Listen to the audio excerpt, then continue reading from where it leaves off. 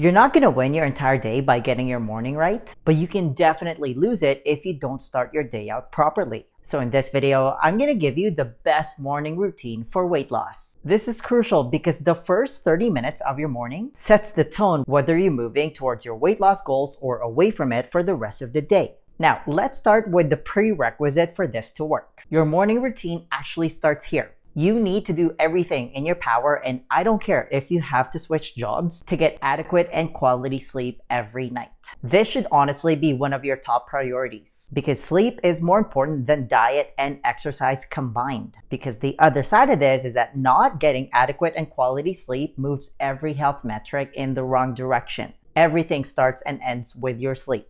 Next, you want to wake up and go to bed, for that matter, at the same time every day. It doesn't matter if it's the weekend. You want to go to bed and wake up at the same time consistently to optimize your circadian clock. It's one of the best things that you can do for your body because your 20,000 genes depends on this natural circadian rhythm. Otherwise, it's not really a big deal. So if you go to bed late at some ungodly hour and then sleep in on weekends, you're basically unnecessarily giving your body something called social jet lag. It's really no different than flying from LA to New York where there's a 3-hour time difference and your body has to adjust to those 3 time zones. Come Monday morning, you're wondering why your body feels like hot garbage. Now, let's quickly address what not to do first thing in the morning. Something like 70% of people check their phone within 5 minutes of waking up. You can bet that a majority of those people are likely going on their social media. Don't be part of that statistic. I can't think of a worse way of starting your day. Also, if you turn on the TV to watch the morning news, it's the exact same thing.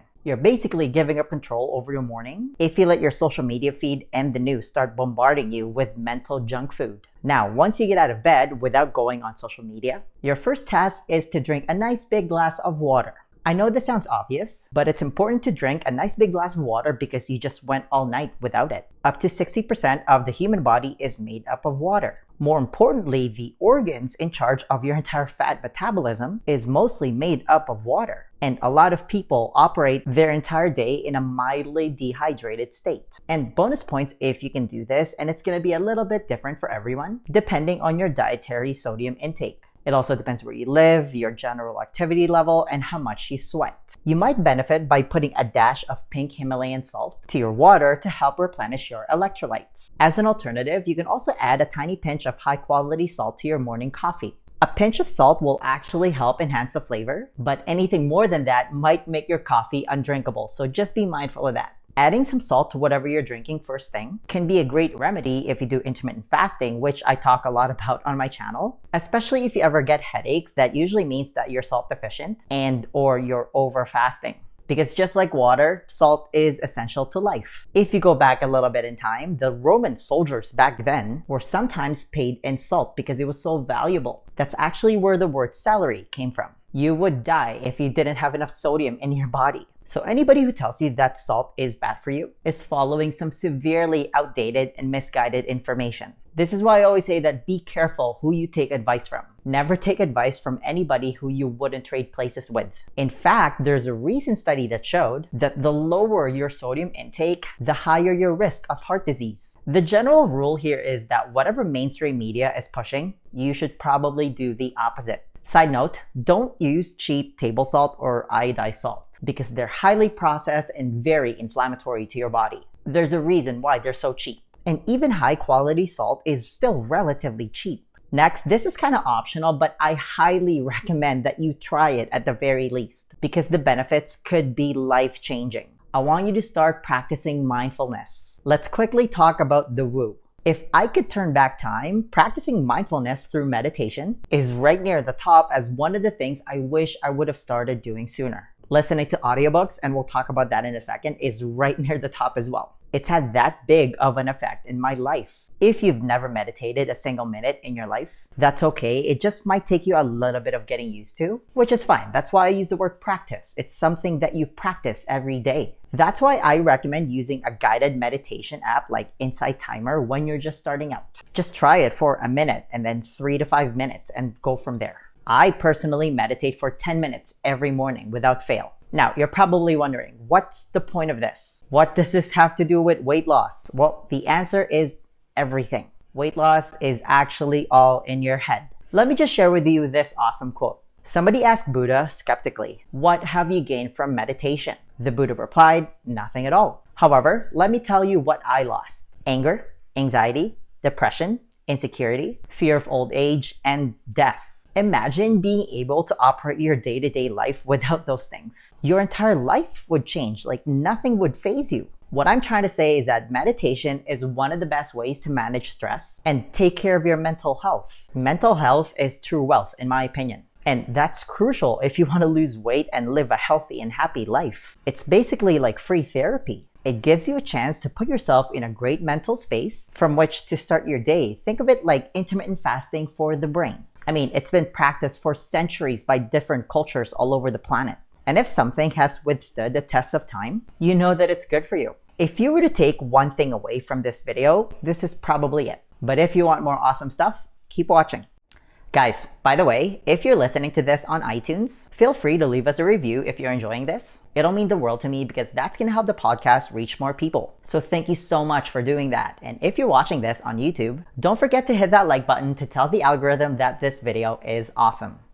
After you meditate, start your digestive clock with a cup of coffee or tea. Again, if you've been following my channel, you'll know that I'm a big fan of coffee. Talk about the simple joys of life. Drinking this xenobiotic substance also officially turns on your digestive clock, which then gives your body extra energy to function in the morning. If you can't drink your coffee black, that's okay. You can put a tiny splash of heavy cream, and it's not going to be the end of the world. That's actually what I do. You can also drink any herbal tea like green tea. Now, why is this beneficial? Well, the amount of caffeine in 2 cups of coffee doubles ketone production. Ketones, in case you didn't know, are a clean burning fuel produced by your liver by breaking down fat. Why is that important? Well, when ketones go up, ghrelin, which is your hunger hormone, goes down. And cholecystokinin, or CCK, a satiety hormone, goes up. Who doesn't want to feel less hungry? Like, being hungry sucks. All of a sudden, you're not hungry anymore first thing in the morning. Plus, coffee is delicious. It's the exact same thing with drinking green tea. Green tea is actually full of something called catechins, which is a very powerful antioxidant. This is another thing that's withstood the test of time. We've been drinking this stuff for centuries, so it's probably good for you. The other thing that plays into this is that drinking coffee and tea increase adherence drastically when you're doing intermittent fasting. Your success when it comes to achieving a successful weight loss transformation hinges on adherence. Can you stick to whatever you're doing forever? Drinking coffee or tea makes intermittent fasting a breeze. Now, once you finish making your coffee or tea, it's time to promote optimal gene expression by going for a quick walk and getting some morning sun exposure. This is a 2-for-1 deal, and it kind of depends where you live, but you want to set a goal to get 20 to 30 minutes of sun exposure every day. The more skin you can expose, the better. If you personally know me, this is why I walk around shirtless a lot. 20 to 30 minutes is the amount of daily sunlight that you need to get your daily dose of vitamin D, assuming that you live in a relatively sunny city. If you get a little bit more, your body will just bank it in the form of a nice tan. And you need sufficient vitamin D to keep your body functioning well. Vitamin D keeps your bones strong and could even help prevent some cancers. What is the best source of natural vitamin D? The sun. That's why you need to expose as much skin as possible. And no, for the love of golden retriever puppies, the sun is not bad for you. It does not cause cancer. I mean, obviously don't bathe in the sun all day. I mean, our circadian clock evolved with the sun. It plays a key role when it comes to activating your 20,000 genes. There would be no life without the sun. It's not bad for you. I'll do you one better. Vitamin D is actually synthesized from the cholesterol in our skin. I wanted to specifically bring that up because that's another myth that's still floating around. A lot of people still think that cholesterol is bad for you. That is completely false. Like, cholesterol is essential to every cellular function in your body. You would die without it. Like, if it's so bad for you, why does your own body make its own cholesterol? Fun fact, did you know that over 50 million people are on cholesterol-lowering medication? That's a lot of people, and that medication also causes some negative side effects. The crazy part about all of this is that a majority of people that suffer from heart attacks have low cholesterol levels. Imagine that. And if you're really concerned about your metabolic health,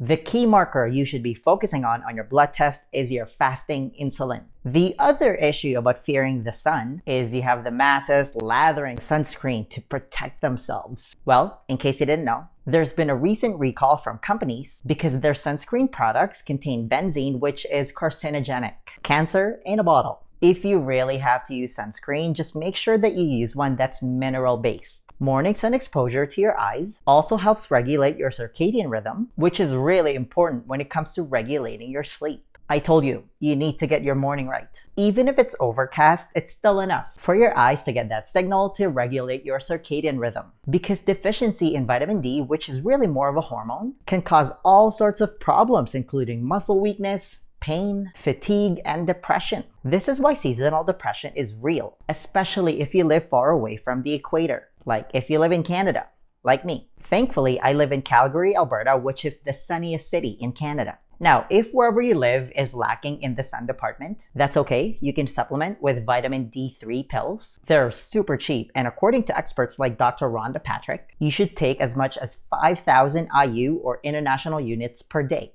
Personally, going for a walk to get some morning sun while drinking my coffee has now become one of my favorite activities because it's also when I listen to audiobooks. Listening to audiobooks or even podcasts is optional to add to your routine. You don't really have to do it. I can't emphasize enough how much it's made a difference in my life. Because let's be real, unless you're an avid reader, the average person maybe consumes a handful of books after college, which is a scary thought if you really think about it. And the most common excuse for a lot of people is that they don't have time to read, which is fine, I guess. It's understandable. I get it. Like, it used to take me up to a month to finish reading a book. Since I've made the switch to listening to audiobooks, it takes me a week max to listen to a book. If you extrapolate that, that's a minimum of 52 books in a year. Imagine how much different your life would be and how much greater of a perspective you'll have if you even get to half of that number. It's how I'm able to produce a new video every week. Now, after you get home from your morning sun exposure walk, it's time to practice a little gratitude.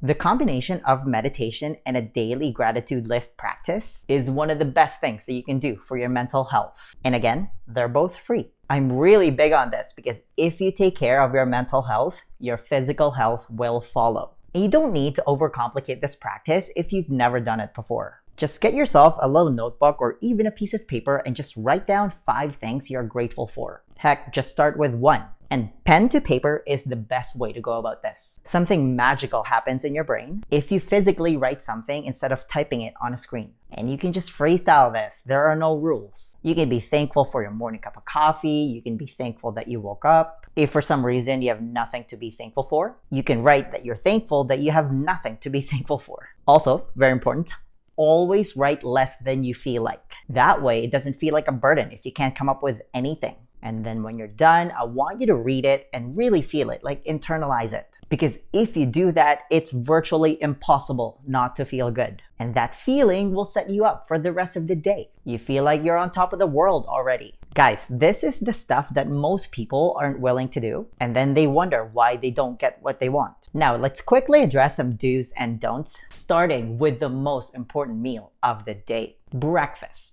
Again, if you've been following my channel, you'll most likely get the idea that I'm an anti-breakfast guy. I'm actually not. I love breakfast food. And there's nothing inherently wrong with eating breakfast. I mean, like first thing in the morning. The problem is what's been considered normal breakfast food by today's standards. Like a breakfast of bacon, ham, sausage, eggs, and an avocado is a great thing to have first thing in the morning. It's got a nice blend of healthy fats and protein, which is gonna keep your blood sugar levels balanced, which in turn will supply you with a steady state of energy until your next meal. Fats and protein also activate your satiety hormones, helping you feel fuller longer. The problem starts when people start eating cake for breakfast. What do I mean by that? Pancakes, for starters, is just a flat cake. Same thing with waffles. Muffins are cupcakes minus the frosting. A donut is cake with a hole in the middle. Breakfast cereal should really be called breakfast candy. I'm also talking about any type of breakfast food made out of grains, like oatmeal, bagels, croissant, toast, and the likes. Like, it doesn't matter if it's whole wheat. Whole wheat goodness is a scam. So if those are your only options, then breakfast might be the most important meal of the day for you to skip. You're better off going without it and just drinking black coffee or tea. In case you didn't know, there is no science that shows that eating first thing in the morning is somehow beneficial to the human body. None, especially if you start your day off with the garbage food I just mentioned. Don't eat cake for breakfast. And meal times are completely made up. Like, if you skip breakfast and just drink black coffee or tea, your body will simply tap into your fat stores, aka body fat, to fuel itself. Next, you can do a fasted workout in the morning if it fits your schedule, so you can take advantage of elevated hormones like cortisol and growth hormone. If you can't work out first thing in the morning, it's not the end of the world. Your best athletic performance happens mid-afternoon anyway. Lastly, let's talk about the water temperature when you shower. Cold therapy has gained a lot more popularity lately, thanks to Wim Hof,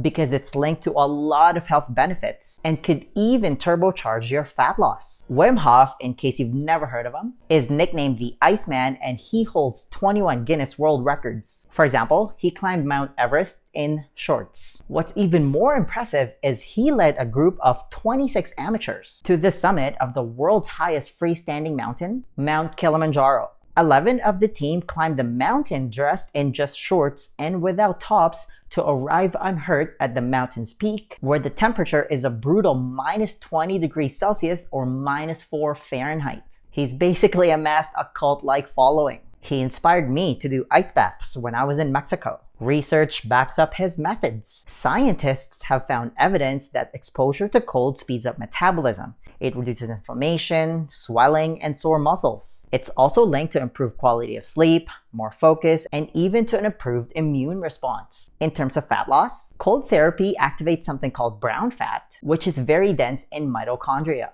Mitochondria, in case you didn't know, is where fat is combusted for energy. Babies actually have a lot of this brown fat as a survival mechanism to keep themselves warm. And it makes sense, they can't really move much. They sleep a lot and they make random movements when they're awake. They don't really do anything else. So you actually have a type of fat in your body that burns fat. Imagine that, and cold therapy activates it. Even as little as 30 seconds of cold shower is enough to get you benefits. Ideally, you're there for 2 minutes. Just do it at the end. And yes, it sucks at first. Just breathe your way through it. You'll get used to it eventually. It's voluntary hardship at its finest, which then builds mental fortitude. Another alternative to this is to go outside a little underdressed if you have winter seasons like we do in Canada. Just think of it as free cryotherapy sessions. Yes, I'm one of those crazies that do it. Because cold exposure has kind of become this forgotten thing in our ultra-convenient modern times. But if you think about it, our Paleolithic ancestors didn't really have water heaters or down jackets to keep them warm. My point is that the cold is your friend. A cold shower a day keeps the doctor away. The next question then becomes, how and what are you actually supposed to eat if you want to lose weight? Because 80% of your body composition is determined by your diet. This is also where a lot of people go wrong. Do you have a proven plan that you can follow? To help you with that, I want to give you a free copy of my Lean Body Blueprint. This is how I was finally able to get rid of all my stubborn fat without depriving myself of my favorite foods or spending countless hours doing cardio. It's a simple and proven 4-step process specifically designed for busy professionals like you, and it's also the exact same blueprint that I teach to all my coaching clients, and they've all gone to see some amazing results. If you want to be the next success story, then download your free copy of the Lean Body Blueprint right now. There's going to be a link somewhere at the top here or in the description box. Just click on it, type in your email, and I'll send it to you right away. Hey, give this video a thumbs up if you enjoyed it and share it with your friends. Please subscribe to my channel if you haven't already. I post a new video every week. And feel free to comment below if you have any questions about this video. All right, I'll see you in the next one. Virtual high five.